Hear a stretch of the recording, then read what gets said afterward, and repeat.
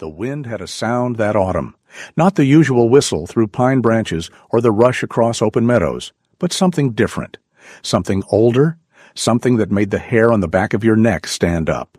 The trappers working the Wind River Range in Wyoming that fall of 1886 heard it and knew. Nature was warning them. By mid-October, the beaver were collecting twice the usual amount of wood for their lodges, dragging branches 3 times longer than normal through the water. Birds that normally lingered until November were already gone, their migration southward weeks ahead of schedule. The horses grew coats thicker than anyone had seen in a decade of trapping these mountains, their winter hair coming in so dense you could barely see the skin beneath. Even the grizzlies, those fearless monarchs of the high country, were retreating to their dens earlier than usual, abandoning berry patches that still had fruit. The old-timers recognized these signs. They'd seen hard winters before. But this felt different. This felt biblical, but one man wasn't leaving. In a limestone alcove carved into the cliffside above Fremont Creek, a solitary trapper named Hugh Mackenzie was doing something that made the other mountain men shake their heads and question his sanity. While they packed their gear and headed for lower elevations or the relative safety of Fort Bridger, while they prepared to winter in warm cabins near settlements or with Indian bands in the valleys, Mackenzie was building. Not a log cabin, not a dugout. He was constructing a massive stone wall inside a natural rock overhang, mortaring fieldstone with a careful mixture of clay, sand, ash, and animal fat. "You're going to freeze to death in that cave," a passing trapper told him in late October. The man, Pete Garrison, was a company trapper who worked for the Rocky Mountain Fur Company, one of the few outfits still operating in these mountains. He sat on his horse watching Mackenzie work for a full 10 minutes before speaking again. "Look, Hugh, I know you've been up here since before most of us, but this is different. You've seen them beaver lodges. You've seen how the horses look. Hell, even the mosquitoes left early this year. This ain't going to be a normal winter." "I know," Mackenzie said without looking up from the stone he was shaping with careful, precise strikes of his hammer. "Then come down to the Green River with us. Winter a proper in a real cabin. We got space, you know that." "This is proper enough for me." Garrison shook his head, pulled his buffalo robe tighter against the cold October wind that was already cutting like a knife, and rode off down the mountain. Mackenzie watched him go, noting how the horse picked its way carefully through patches of early snow that had fallen the previous week. Then he returned to his work, selecting another stone from the pile he'd gathered, testing its weight, checking how it would fit against the one he'd just placed. He understood Garrison's concern. To most men, what he was building looked completely insane. A stone wall blocking the mouth of a cave, like he was building a tomb for himself, like he was sealing himself away from the world. But Mackenzie wasn't most men, and he had his reasons. He was 47 years old that autumn of 1886, lean and weathered as old leather, with gray streaking through his dark beard and lines carved deep around his eyes from years of squinting into mountain distances. Born in the Scottish Highlands near Inverness in 1839, he'd emigrated to America at age 19, worked as a laborer on the Transcontinental Railroad for 3 brutal years, then headed west when he heard about the money to be made in fur. That was 1861, right as the Civil War was getting started back east, and he'd been in the mountains ever since. 25 years of trapping, 25 years of learning how to read nature's signs, 25 years of figuring out what worked and what killed you in these unforgiving mountains. He was what they called a free trapper, one of the increasingly rare men who worked for themselves rather than for one of the big fur companies. That meant harder work but better profits, assuming you survived. The companies provided supplies, transportation, and organization, but they also took most of the profits. Free trappers had to supply themselves, find their own trapping grounds, and get their pelts to market on their own. It was riskier, but if you were good at it and lucky, you could make real money. Mackenzie had not only survived, he'd prospered in his modest way. He had excellent trapping territory in the Wind River Range, territory he'd learned and mapped over years of careful exploration. He knew where the beaver dammed every significant creek, where the marten made their dens in the talus slopes, where the fox ran their roots through the sage. He knew which streams held the fish, which meadows attracted the elk, which ridges channeled the wind. This knowledge was worth more than gold, and he guarded it jealously, never marking it on any map, never telling anyone the exact locations of his best sets. But more important than his territory, Mackenzie had knowledge of survival. Not the kind of knowledge that came from books or formal training, but the kind that came from near death, from pushing limits, from making mistakes, and being lucky enough to survive them and learn. December 1878 had been his education in cold. He'd been caught above timberline at 11,000 feet, checking his high elevation sets when a blizzard hit with almost no warning. 1 minute the sky was clear, the next he was in a whiteout. He'd had inadequate shelter, just a canvas lean-to that he'd set up in a hurry, and inadequate fuel.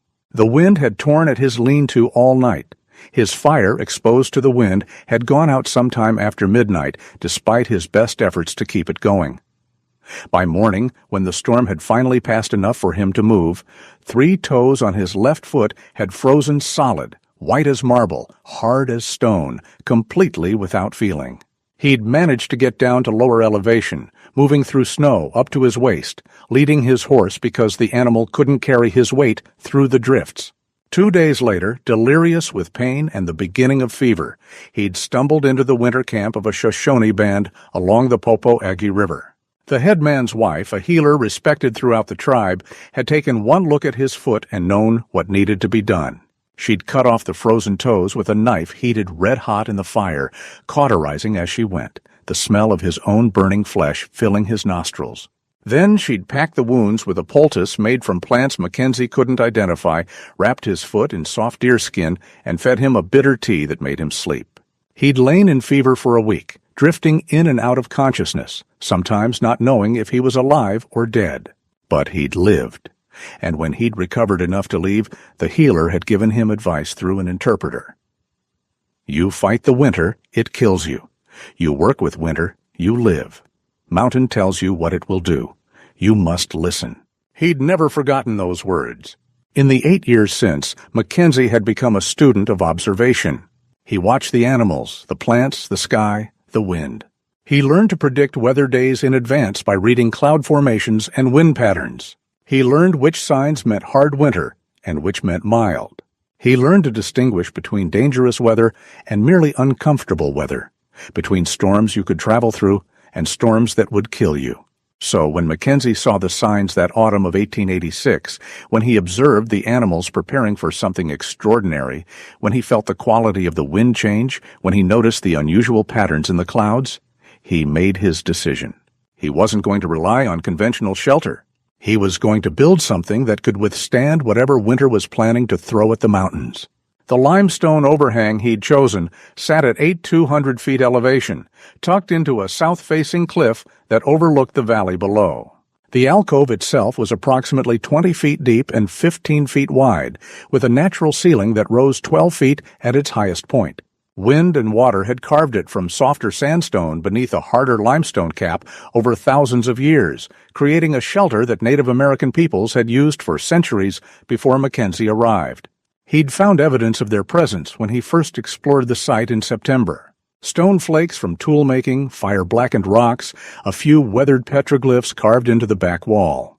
The Shoshone had called this place something that translated roughly as place above the wind, and Mackenzie understood why. The alcove's position, sheltered by the cliff above and protected by a natural bowl in the terrain, meant that the worst of the wind passed overhead.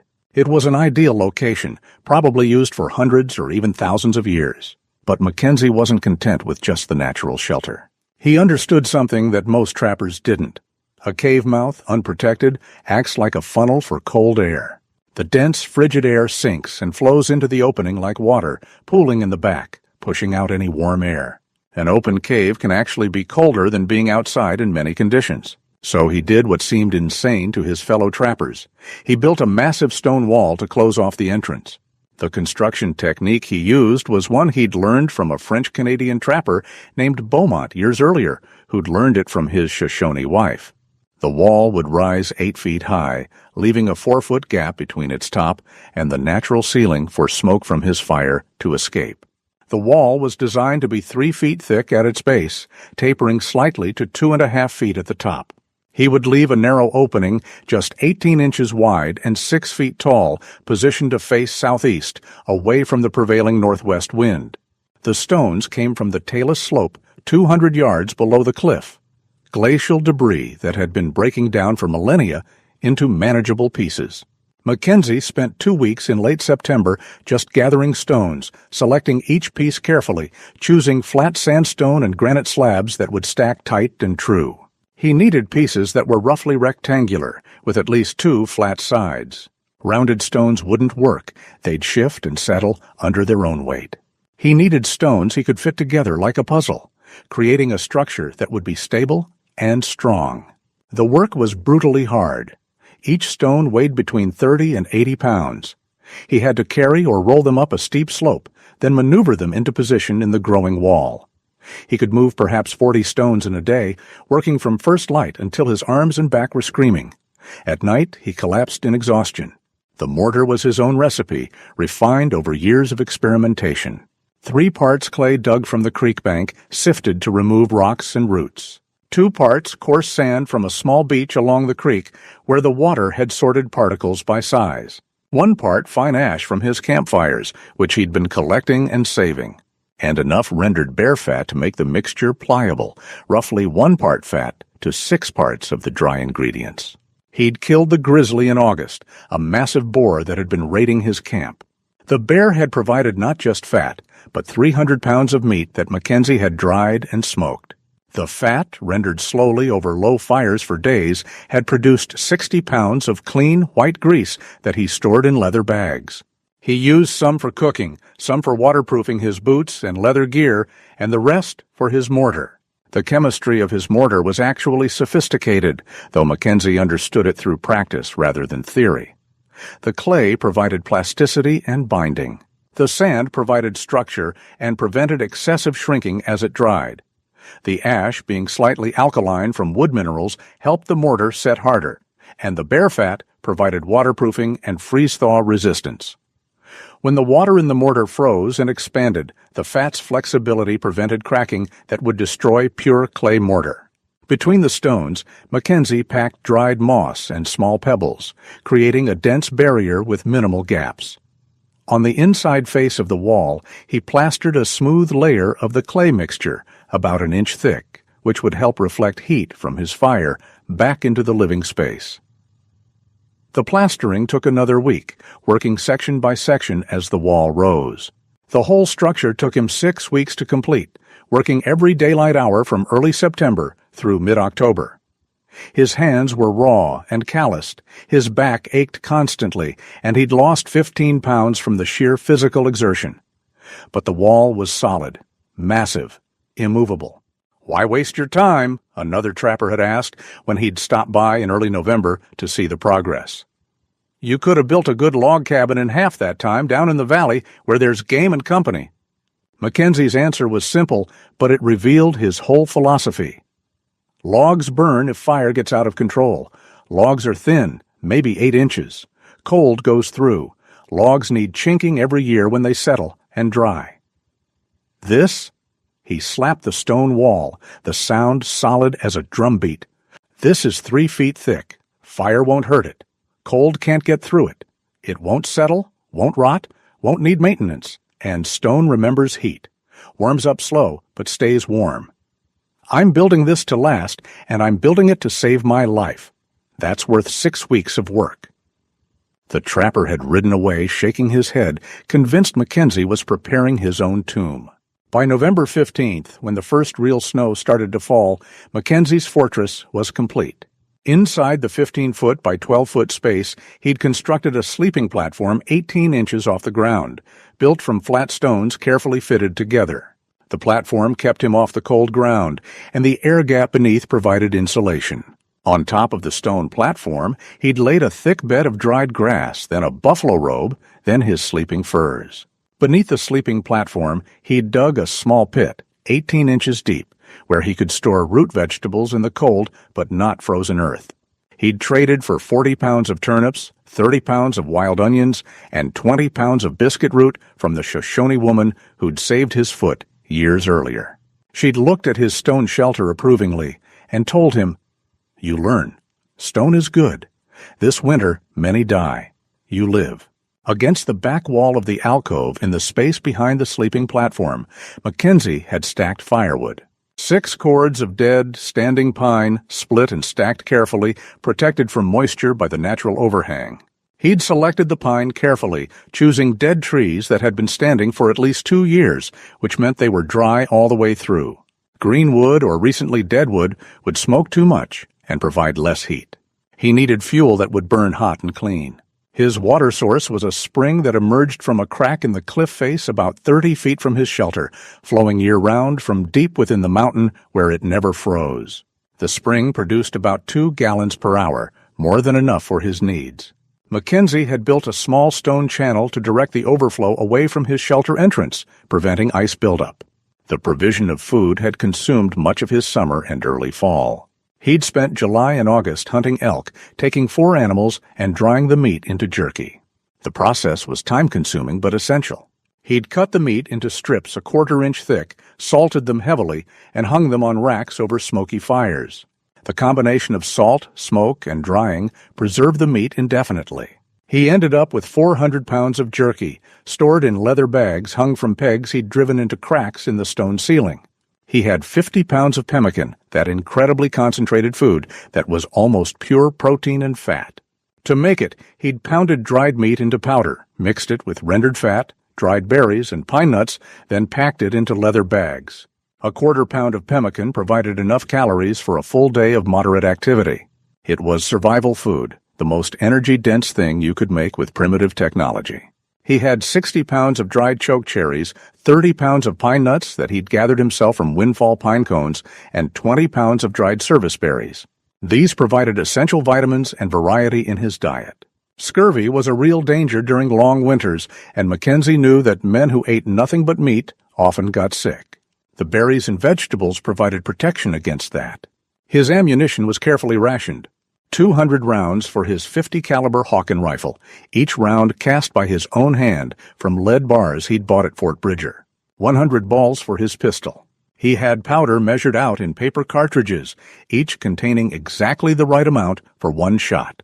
He had flints, spare ramrods, gun oil, patches, and all the tools needed to maintain and repair his weapons. He had 2 steel traps for any beaver or marten that might venture out during warm spells. He had fishing line made from twisted sinew with bone hooks. He had needles carved from bone, thread made from sinew, and leather enough to repair his clothes twice over. He had a straight razor for shaving, a small mirror, a comb carved from horn, and a bar of lye soap he'd made himself. But most importantly, he had knowledge. Mackenzie understood cold in a way that came from nearly dying from it. He understood that survival in extreme cold wasn't about being tough or brave. It was about being smart. It was about managing heat loss, conserving energy, staying dry, and never underestimating what winter could do. The first snow fell on November 16, 1886. It wasn't much, just 6 inches, but it was heavy and wet, and it came with an ice storm that coated everything in a crystalline shell a 1/4 inch thick. Mackenzie stayed inside his shelter, tending his fire, listening to the patter of freezing rain on the cliff face above. The temperature dropped to 15 degrees. Not terrible for mid-November, but the ice made everything treacherous, and Mackenzie knew this was just a preview. Then it stopped. For 3 days the sky cleared and the sun came out, bright and cold. Mackenzie ventured out to gather more wood, using the opportunity while travel was still possible. He broke ice off the branches to get to the dry wood beneath. He checked his traps, finding nothing. The animals had already gone to ground, seeking their own shelter. Smart creatures, he thought. They knew what was coming.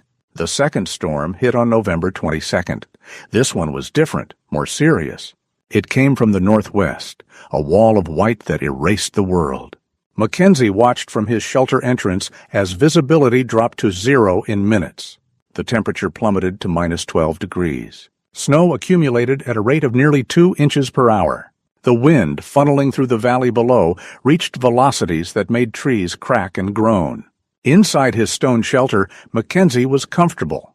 The 3-foot-thick wall kept the wind out completely. His fire, built in a small stone-lined pit in the center of the floor, drew air from a carefully positioned gap at the base of his wall and exhausted through the space at the top. The draft worked perfectly, pulling smoke up and out while drawing fresh air in at ground level.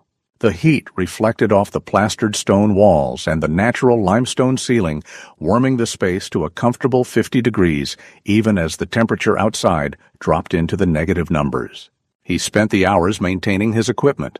He sharpened his knife on a whetstone, using long, smooth strokes, testing the edge on his thumbnail. He cleaned his rifle, running patches through the barrel, oiling the mechanism, checking the flint for wear. He mended a tear in his buffalo robe, using sinew thread and a bone needle, his stitches small and tight. He checked his moccasins for wear, replacing the dried grass insulation in one that had gotten damp. He told himself stories to pass the time, reciting from memory the poems his mother had taught him back in Scotland. Robert Burns was his favorite, and he could recite pages of it from memory. "Oh, my louv's like a red, red rose that's newly sprung in June," he murmured to himself as he worked. "Oh, my louv's like the melody that's sweetly played in tune." He thought about his mother, wondered if she was still alive. He'd sent letters when he could, whenever he made it to Fort Bridger or one of the other trading posts where mail went out. But that was rare, maybe once a year, and he had no way of knowing if the letters ever reached Scotland. She'd be 71 now if she'd lived. His father had died years ago, that he knew. A letter had found him in 1881, carried by a trapper who'd met Mackenzie at the Green River Rendezvous. The letter was a year old by then. His father had been dead for 2 years when Mackenzie learned about it. He didn't feel lonely. Solitude and loneliness were different things, and Mackenzie had long ago made peace with his own company. He'd never been comfortable in crowds, never felt at ease in the settlements. The mountains suited him. The silence suited him. Out here, a man's worth was measured by his competence and his character, not by his connections or his ancestry or how much money his family had. Out here, you succeeded or failed based on your own decisions and your own actions. Mackenzie found that clarity appealing. When the storm finally broke on November 24th, Mackenzie ventured outside to assess the situation. The world was transformed. Snow had drifted to depths of 6 feet in some places, while other areas were swept nearly bare by the wind. The temperature was -8 degrees, but the sky was that brilliant, piercing blue that only comes after a major storm. The air was so clear he could see mountains 50 miles away, their peaks sharp as razors against the blue. He broke trail down to the creek, a journey of 200 yards that took him 30 minutes in the deep snow. The creek was starting to freeze, ice building out from the banks, the water running dark and fast in the center channel. He chopped through 8 inches of ice at the edge to reach water, filling his leather water bags. The spring near his shelter had slowed to a trickle, and he knew it would probably freeze over completely once the deep cold arrived. Back at his shelter, he checked his meat cache, verified that nothing had gotten into it, counted his firewood to calculate how long it would last. He was using about a cord of wood every 2 weeks, which meant his 6 cords would last 12 weeks, roughly 3 months. That should be enough to get him through to March, when the worst would be over. But this was just the beginning. Mackenzie could feel it in the air, could see it in the color of the sky, could sense it in his bones. The real cold was still coming. December brought a series of smaller storms, each adding another foot or 2 of snow. The temperature rarely rose above 0. Mackenzie settled into a routine that kept him sane and healthy. He woke with the dim gray light that filtered through the small gap he'd left unfilled at the top of his wall, serving as both chimney and window. The light came late in December, the sun not rising over the eastern ridges until after 8 a.m., and it set early, disappearing behind the western peaks by 4:30. Each morning, he fed his fire first, building it up from the coals he'd banked overnight. Then he melted snow for water, heating it in a cast-iron pot until it was hot enough for drinking. He mixed some with cornmeal he'd ground himself, making a simple porridge. He ate strips of dried meat, chewing it slowly, knowing that eating too fast or eating too much at once could upset his stomach. After breakfast, he assessed the weather, checking his thermometer, looking at the sky through the gap in his wall. If the weather was reasonable, he ventured outside. But reasonable was a relative term. Anything warmer than -10 was workable. Anything calmer than a 20-mile-per-hour wind was manageable. He'd dress carefully, layering his clothes with the precision of a ritual. Wool union suit first, covering him from wrists to ankles. Then buckskin shirt and leggings, fitted close but not tight. Then a blanket coat, a thick wool blanket cut and sewn into a coat shape, belted at the waist with a wide leather belt. Over everything, a buffalo robe, worn hair out, secured with a thong across his chest. On his head, a beaver felt hat with ear flaps that tied under his chin. On his hands, mittens made from wolf fur, the fur turned inward against his skin. Mittens were better than gloves for extreme cold because they kept the fingers together, sharing warmth. On his feet, double moccasins. The inner pair was thick buffalo leather, fitted snug. The outer pair was elk hide, with the space between stuffed with dried grass that he changed daily. Wet grass meant cold feet, and cold feet meant frostbite. He never rushed.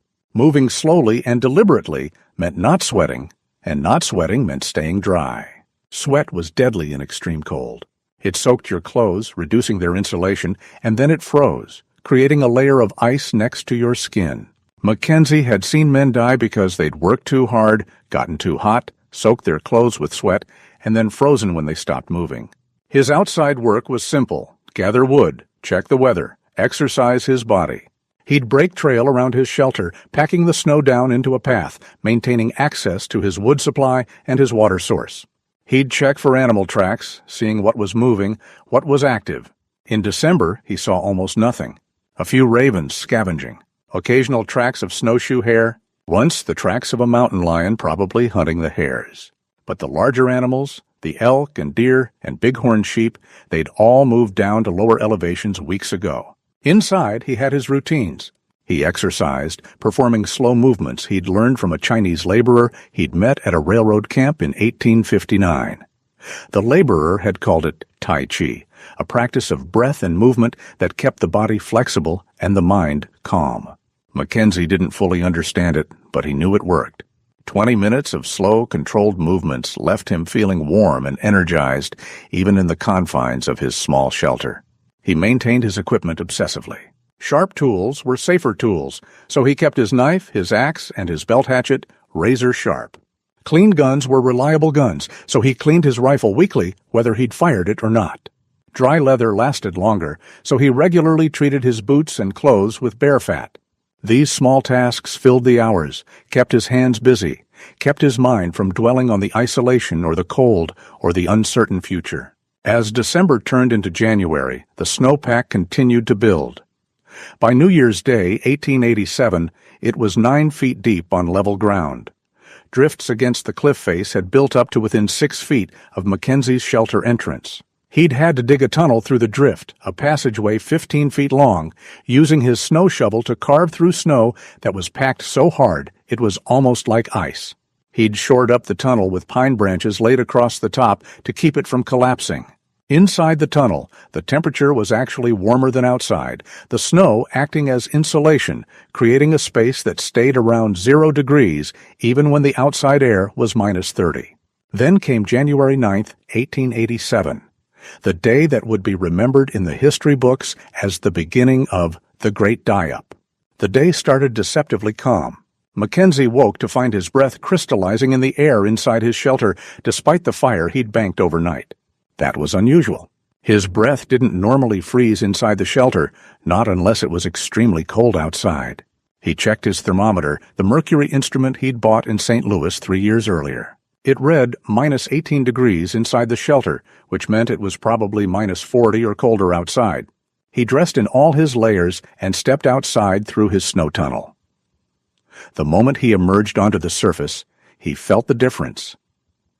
This wasn't normal cold. This wasn't even the worst cold he'd experienced. This was something else entirely. Something primordial.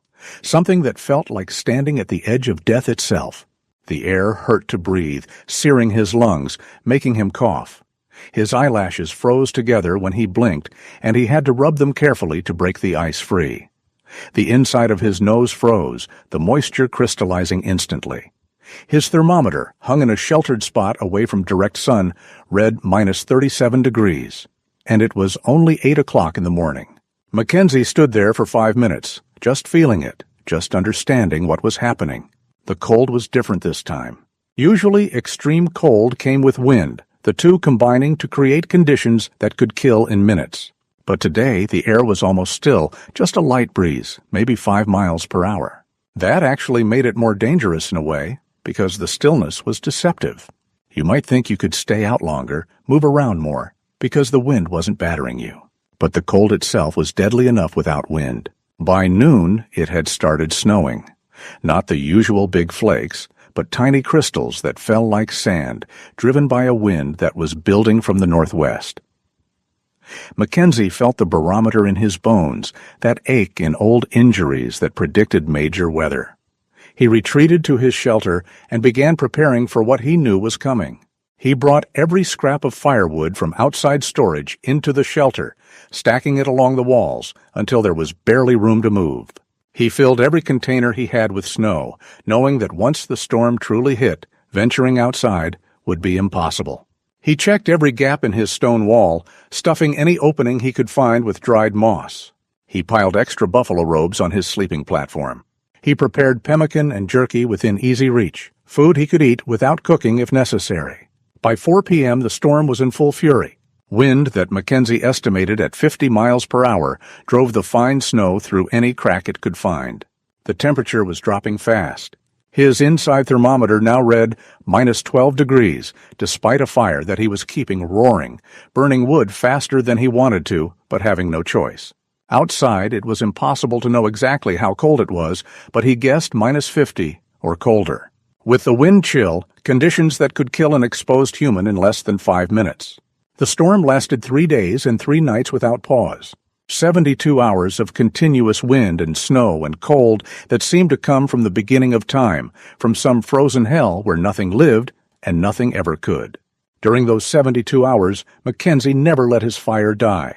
He fed it constantly, burning through 2 cords of wood he'd expected to last a month. The sound of the wind was unlike anything he'd experienced in 25 years in these mountains. It didn't howl or whistle. It roared, a continuous thunderous sound that made the cliff face vibrate, that made his teeth ache, that got inside his head and stayed there even when he tried to sleep. Fine snow found its way through the gap at the top of his wall, forming a small drift in the corner farthest from the fire. Mackenzie let it accumulate, knowing it would actually add insulation. The cold penetrated everything. His water froze solid in its containers, despite being inside the shelter near the fire. The pemmican became hard as wood, impossible to bite, requiring warming by the fire before he could eat it. Even the rendered bear fat he used for waterproofing his boots turned solid, like candle wax. At night, wrapped in 2 buffalo robes and wearing every piece of clothing he owned, Mackenzie still shivered. He could feel the cold radiating from the stone walls despite the fire. The cold seemed to come from the mountain itself, from the ancient stone that surrounded him, from the earth that held winter in its bones. He slept in short periods, waking frequently to feed the fire, to check that he was still warm enough, to verify that he was still alive. But the shelter held. That massive 3-foot-thick stone wall never budged, never shifted, never failed. The wind that would have torn apart a log cabin, that would have ripped a teepee from its stakes, that would have turned a lean-to into kindling and killed anyone sheltering in it, couldn't penetrate the mass of mortared stone. The careful positioning of the entrance facing away from the prevailing wind meant that while the tunnel filled with drifting snow, the main entrance to the stone structure remained intact. The natural limestone ceiling of the alcove, millions of years old, didn't shift a fraction of an inch under the storm's assault. On the morning of January 12th, Mackenzie woke to a silence so profound it hurt his ears. The wind had stopped. He lay in his buffalo robes for a moment, just listening, hearing nothing except the crackle of his fire and the beat of his own heart. He checked his thermometer, -28 degrees inside the shelter, which meant probably -60 or colder outside. Maybe -65, maybe colder than any thermometer could measure. He didn't dare venture out immediately. Instead, he stoked his fire higher, melted snow for water, drank deeply, ate a cold breakfast of dried meat that he had to warm by the fire before his teeth could bite through it. He exercised, moving slowly through his Tai Chi routine, feeling his joints protest, feeling his muscles reluctant to move in the cold. He waited. Patience was survival. Rushing would kill you. By midday, with sunlight filtering weakly through his snow-filled chimney gap, Mackenzie finally began digging out. The tunnel was completely filled, packed solid with wind-driven snow that had the consistency of concrete. It took him 4 hours to tunnel through 15 feet of it, using his snow shovel to carve through snow so hard it rang like ice when he struck it. He moved slowly, resting every few minutes, never allowing himself to sweat. When he finally emerged onto the surface, he found himself in an alien landscape that bore no resemblance to the mountain he knew. The snow was 15 feet deep. The drifts had reshaped the entire valley, creating new hills and ridges of white that buried the old topography. Trees that had been 30 feet tall were now just tips of branches protruding from the snow. The cold was indescribable. His breath froze instantly, forming ice crystals that fell tinkling to the ground like tiny bells. The inside of his nose froze solid within seconds. His eyelashes froze together every time he blinked. The moisture in his eyes began to freeze, blurring his vision. Moving even slowly, even deliberately, made him breathe hard, and each breath was agony, searing his lungs, making him cough.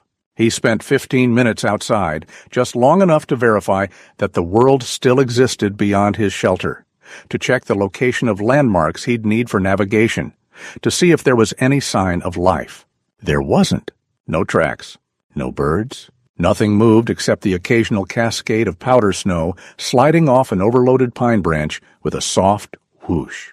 The silence was profound, apocalyptic, broken only by the sharp crack of trees splitting from the cold, their sap frozen solid, their wood fracturing like glass. He retreated to his shelter and didn't emerge again for 2 days, waiting for the temperature to moderate even slightly.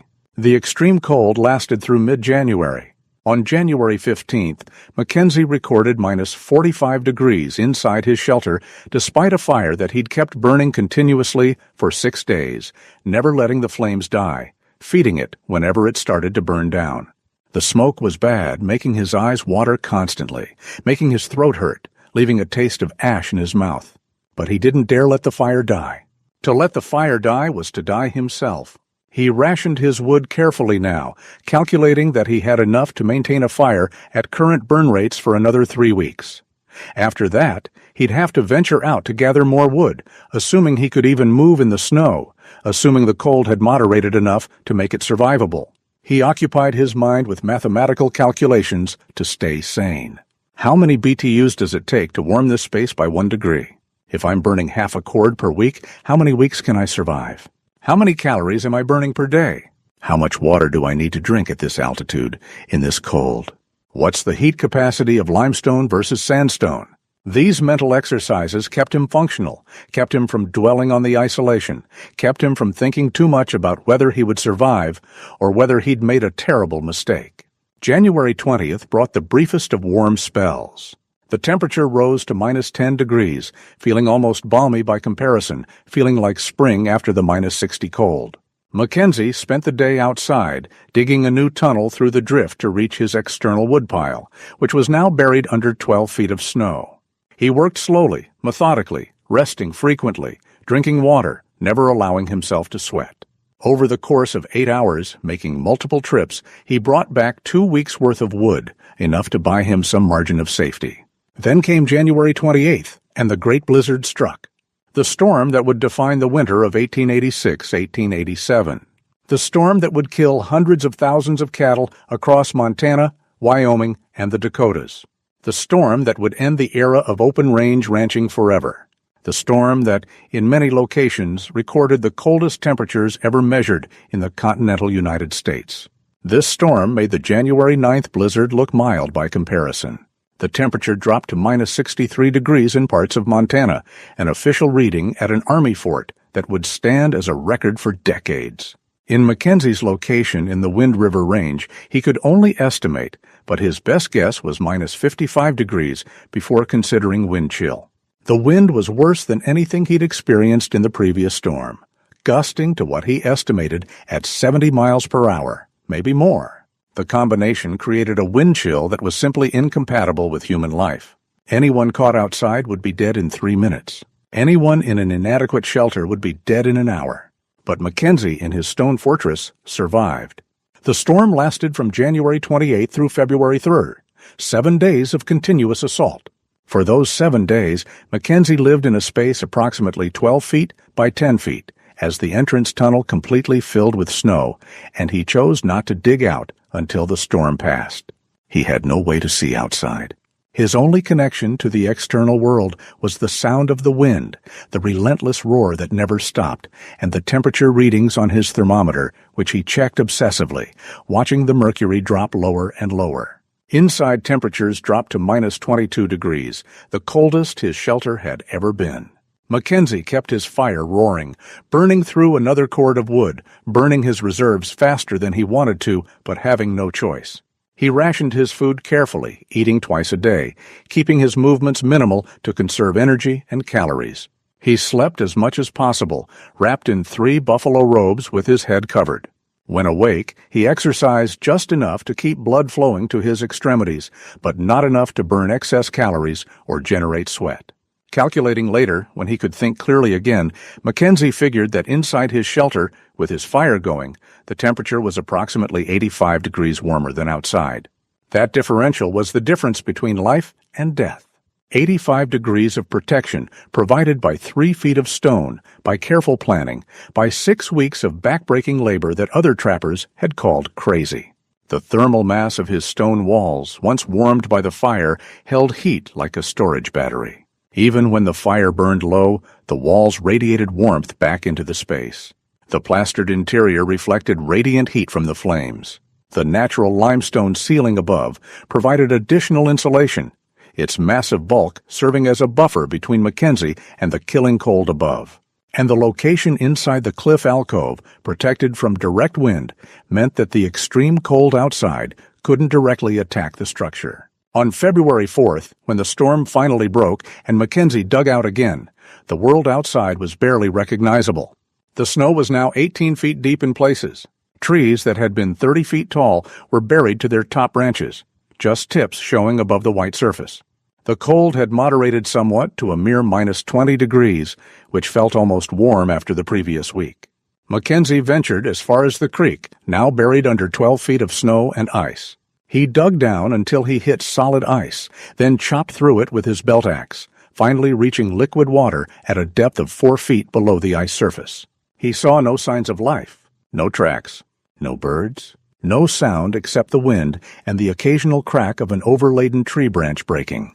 He wondered if any other living thing had survived in these mountains. He wondered about the trappers who'd headed to lower elevations, whether Fort Bridger had withstood the cold, whether the Shoshone people in the valleys had survived. He wondered, but he didn't worry. His job was to survive today. Tomorrow would take care of itself. February brought occasional breaks in the weather.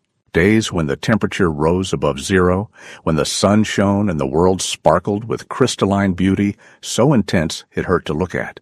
On these days, Mackenzie ventured out, gathering more wood, checking for any signs of game, maintaining his mental health through movement and sunlight. Vitamin D from sunshine was important, he knew. Men who stayed inside too long got sick in ways that had nothing to do with cold. He found no game anywhere. Everything had either migrated to lower elevations before the storms or died in the cold. He traveled as far as 2 miles from his shelter on the good days, post-holing through crust that would hold his weight for 3 or 4 steps, then collapse, dropping him to his armpits in unconsolidated snow below. He found his first evidence of the winter's toll 2 miles downstream, a bull elk frozen in standing position, its body preserved perfectly by the cold. The animal's eyes were still open, staring at nothing, its mouth slightly open as if it had died calling for help that never came. Mackenzie examined it carefully. The elk had died of starvation, its body consumed from within, fat reserves exhausted, muscle tissue wasted away. The rib cage showed starkly through the hide. It had probably died in mid-January, but looked as fresh as if it had died yesterday. Over the following weeks, as the snow slowly melted and consolidated, Mackenzie found more casualties. 3 more elk, frozen where they'd fallen. A dozen deer, their bodies scattered across a slope where they'd apparently been trying to paw through the snow to reach grass.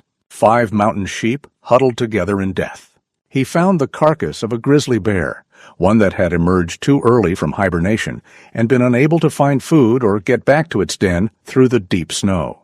He found the remains of a trapper's cabin 5 miles downstream, the roof completely collapsed under snow load, the walls crushed. He spent an hour digging through the wreckage, but never found the trapper. Either the man had survived and left, or his body was buried too deep to find. By April, Mackenzie could finally take stock of what had happened. The winter of 1886-1887 had been, by every possible measure, the worst winter in recorded history for the Rocky Mountain region and the Great Plains. Temperatures of minus 63 degrees had been officially recorded in Montana, with unofficial reports of minus 70 or colder in isolated locations. Snowfall totals exceeded 25 feet in many mountain locations, with drifts reaching 40 feet in some valleys. The wind had sustained velocities over 50 miles per hour for days at a time, with gusts exceeding 80 miles per hour. Wind chills had reached levels that simply could not be survived by any living thing exposed to them. On the plains below the mountains, the cattle industry had been completely destroyed. Ranchers who'd gone into the winter with herds numbering in the thousands came out with dozens of survivors. Some ranchers lost 90% of their cattle. Theodore Roosevelt, who had ranches in the Dakota Territory, lost so many animals that he left the cattle business entirely and went back east. One observer noted that in spring, so many rotting carcasses clogged creek and river courses that it was hard to find water fit to drink. Montana ranchers alone lost an estimated 362,000 head of cattle. Total economic losses across Montana, Wyoming, and the Dakotas exceeded $20 million, equivalent to roughly $600 million today. The era of open-range ranching ended that winter forever.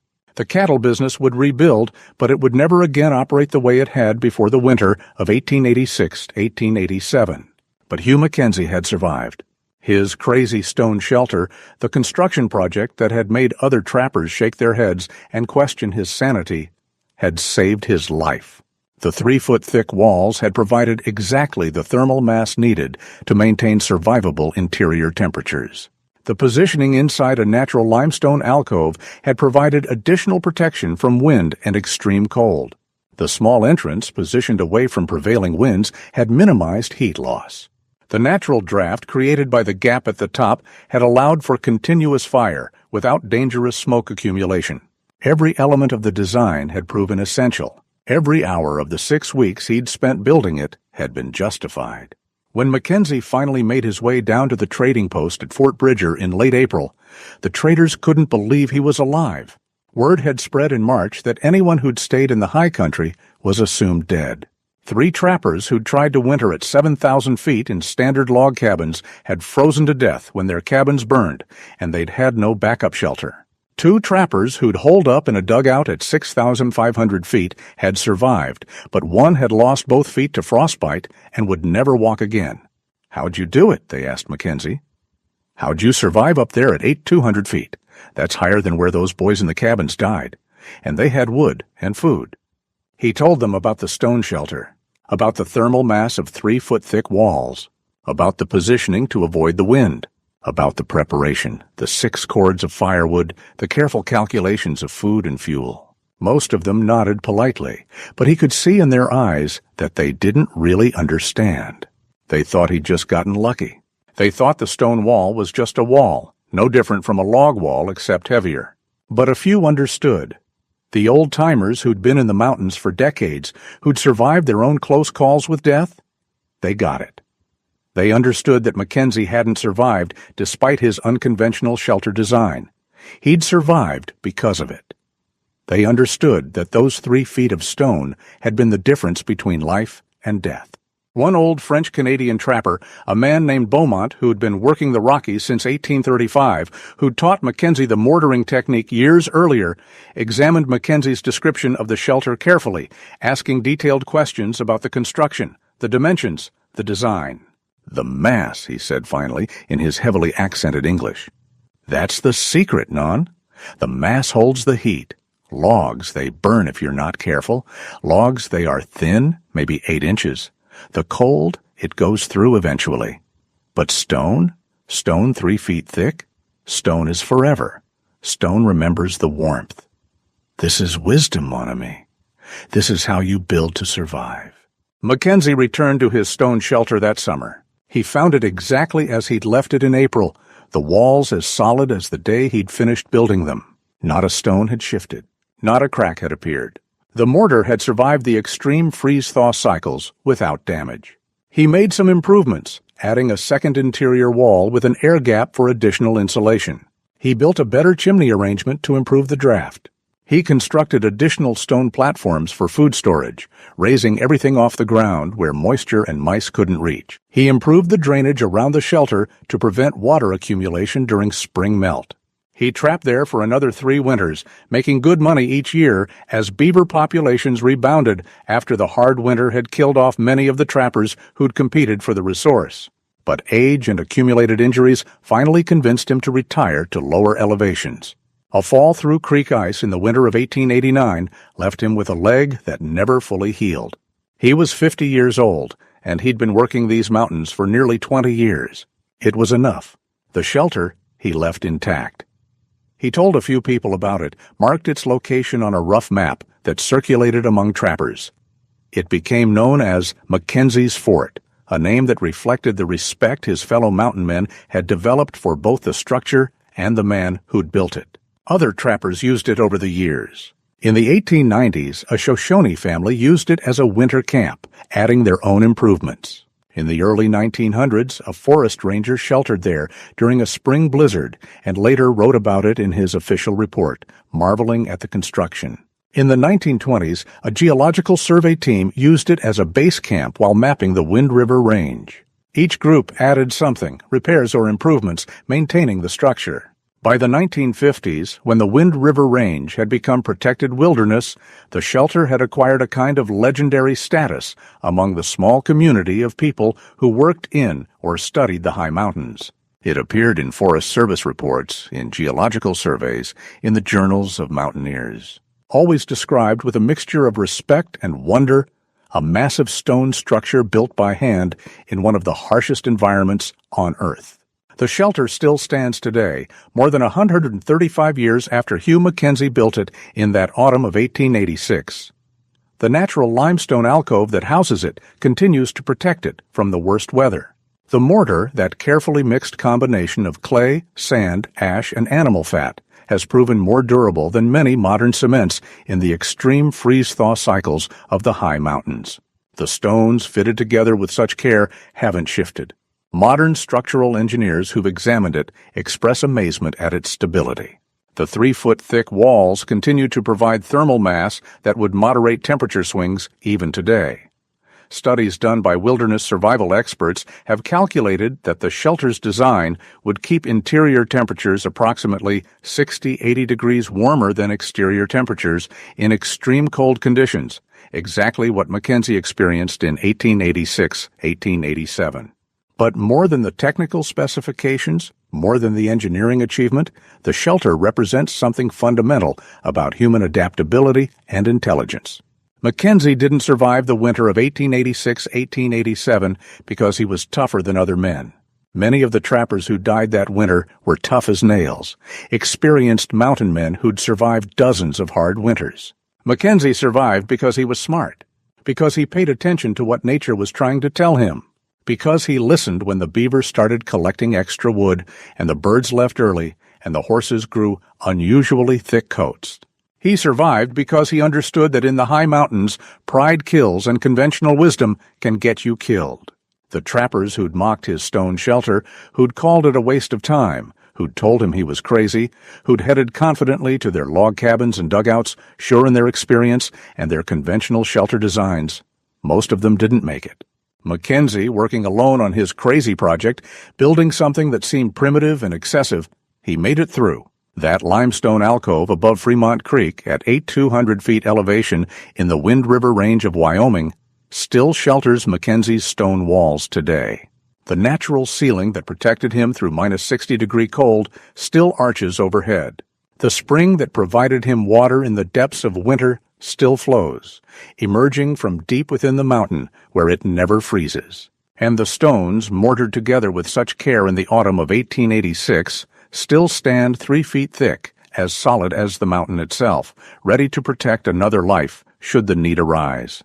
Because winters like 1886-1887 can come again. Climate may change, patterns may shift, technology may advance, but the mountains remain the mountains. They don't care about human convenience or human confidence. They test us. They challenge us. They force us to be smarter, better, more prepared.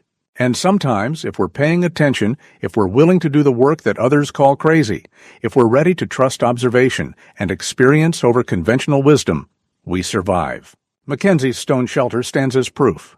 3 feet thick, built from local stone gathered from the talus slope below, mortared with clay and sand and ash and bear fat, materials gathered from the mountain itself.